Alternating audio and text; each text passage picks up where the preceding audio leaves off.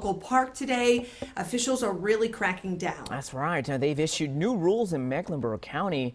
Now you are only allowed to walk to them, not drive there. County Manager Dina Denorio is warning if you try to park outside the gates, you will be towed. Now, this is new video here. Take a look here this morning from Freedom Park with barricades up to block cars.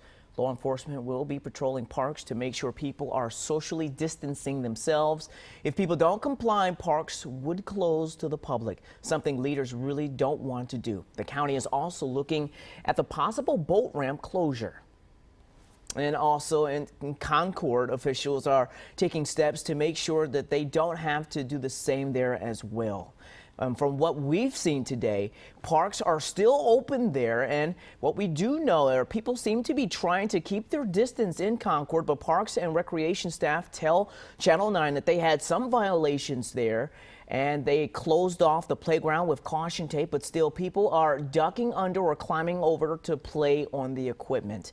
Now, the message city officials want to get out right now is you wouldn't cross the caution tape on a crime scene or a fire scene, so don't cross it here either. Now, police officers in Parks and Rec staff are out at all the parks right now trying to educate people on the order. They need you to help them keep these parks open so they don't have to take measures like in Mecklenburg County. But they do have a plan just in case. And of course, we will break that down and how Mecklenburg County residents are taking the new park restrictions there. And that's coming up on Eyewitness News at 6 o'clock.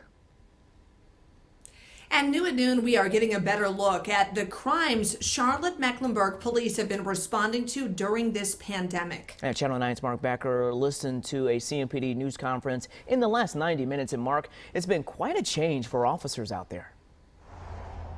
Yeah, it's quite a contrast, Damani. At their news conference this morning, police talked about crime essentially and their business of policing crime the way they've done it over the years. And at the same time, they also spoke about the new world they're in with new regulations, all related, of course, to COVID-19 and the coronavirus. They started, though, by releasing the first quarter crime stats from January through March of this year. And here are some of the things to look at.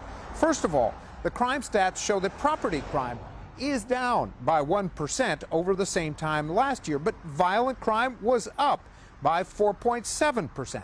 Homicides down slightly from 28 last year to 27 this year, but robberies were up by more than 10%. On their handling of issues raised by the coronavirus, they say they've cited 13 people and arrested 8 for violations of the stay-at-home order here in Mecklenburg County, most of them at a protest outside a women's clinic on Saturday. But they say the vast majority of people are complying with the order. They also say that they still have only 2 officers and 1 civilian employee testing positive for the virus, and that they have a total of 36 employees who've been out at one time or another because of concerns about that virus. And that all officers, they say, now have the proper equipment, PPE, personal protective equipment, and training to deal with that. More specifically, Deputy Chief Jeff Estes told us today that everyone coming on shift is checked for temperature and asked if they're feeling well. If they are not, they are sent home. That's a screening process, certainly, that is new to Damani and something they are dealing with internally to keep that pandemic from reaching the police department in big numbers. Damani? Well, precautionary measures that are desperately needed right now. Mark, thank you so much for that. We're following tragic news out of Iredell County. The county is reporting its first COVID-19 death. Health officials aren't releasing any information about the victim other than they had underlying health conditions. The county's health director says this shows the importance of following the stay-at-home order and other recommendations. More than 3,200 people in North Carolina have been diagnosed with COVID-19. 386 people are hospitalized. 53 people have died. And in South Carolina, 51 people have died from the virus. There are now more than 2,400 cases statewide, including 15 in Chester and 108 in York County. Well, right now, leaders don't think they'll need a field hospital at UNC Charlotte anymore, but they are still requesting a mass care facility near Uptown. The 600-bed field hospital will likely require 700 staff members. The Army Corps of Engineers is scouting sites right now, but it is possible that the mass care site could be split between Atrium and Novant. And there are 3 reasons why plans for the UNCC hospital fell through. Atrium and Novant created space to handle more people in their facilities. Officials also say social distancing is working and the curve is starting to flatten. And local officials were told that they will not get assistance for supplies or staffing from the federal or state government. And county leaders say that is disappointing. I am saddened that we will not have any federal or state support to do it. We are blessed in Mecklenburg County that we do have resources to be able to protect our people, but I regret that we have to do it alone. Well, county leaders say they will be reimbursed for the cost of the field hospital. Medic is interacting with dozens of patients every single day, but among the first responders, they've still only had 1 confirmed case of COVID-19. Medic's Deputy Director John Studneck says they are taking all the steps they can to ensure their staff stays safe. Paramedics encounter about 40 patients a day with coronavirus symptoms, and between 5 and 7 of them end up testing positive. We asked what a sudden spike of cases within Medic would mean for them.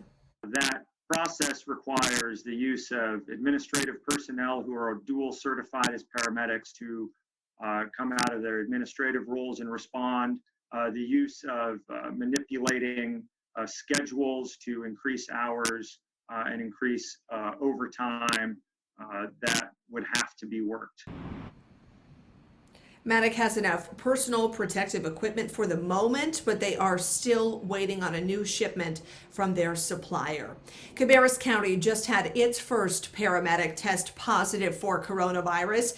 The county says the worker finished their last shift on Friday and later that day noticed they were feeling some symptoms. The worker immediately started isolating and was tested on Saturday. Officials do not believe the worker cared for any COVID-19 patients before showing symptoms. The health department is monitoring people who may have been exposed. Well, there's a concerning trend nationwide. Coronavirus is infecting and killing African Americans at disproportionately higher rates than others. The New York Times reports that could be due in part for 4 key factors here. First is a job disparity. Many African Americans don't have the luxury of working from home and are at greater risk traveling to and from work. Now, there's also less likely to be insured and more likely to have underlying medical conditions that make it harder to recover. And the Times found racial bias is also a factor. African Americans are less likely to get a referral for testing when they visit a clinic. Now, the Times interviewed Mecklenburg County Superior Court Judge Donnie Hoover. He and his wife Josephine told Our Glen Counts last night both tested positive. The judge has this message for everyone who thinks it won't happen to them. Well, first of all, people need to take it seriously. You know, staying in the house, staying away from other people, because you don't know who has it. Well, the Judge Hoover says that this is nothing like the flu. He says it's very draining and just doing household tasks is a chore. And we found there's a clear discrepancy in Mecklenburg County when it comes to race and COVID-19. Take a good look here. African Americans make up more than 43% of coronavirus cases in the county as of April 4th, but less than 33% of the population. Some commissioners said that there is reason for concern about those numbers. Hospital officials want to do more testing so they can dig deeper into those numbers and better understand them. General Motors will be building ventilators for the United States. GM is expected to deliver more than 6,100 ventilators by June 1st, with a total of 30,000 by the end of August. GM will receive $489 million, which is great news for those workers. It's the first contract for ventilator production under the Defense Production Act.